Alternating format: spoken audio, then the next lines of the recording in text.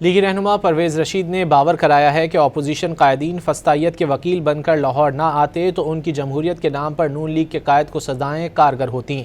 یہ لوگ نون لیگ کو آوازیں دینے کے بجائے جناح ہاؤس جائیں اور قائد اعظم سے معافی مانگیں۔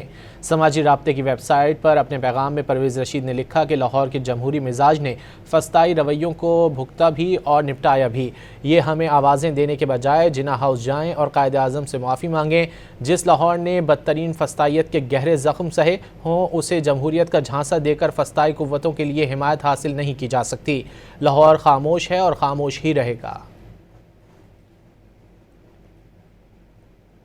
لیگی رہنما پرویز رشید نے باور کرایا ہے کہ اپوزیشن قائدین فسطائیت کے وکیل بن کر لاہور نہ آتے تو ان کی جمہوریت کے نام پر نون لیگ کے قائد کو سزائیں کارگر ہوتیں۔ یہ لوگ نون لیگ کو آوازیں دینے کے بجائے جناح ہاؤس جائیں اور قائد اعظم سے معافی مانگیں۔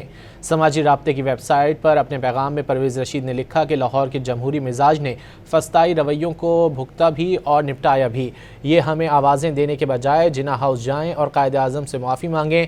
جس لاہور نے بدترین فسطائیت کے گہرے زخم سہے ہوں اسے جمہوریت کا جھانسا دے کر فسطائی قوتوں کے لیے حمایت حاصل نہیں کی جا سکتی۔ لاہور خاموش ہے اور خاموش ہی رہے گا۔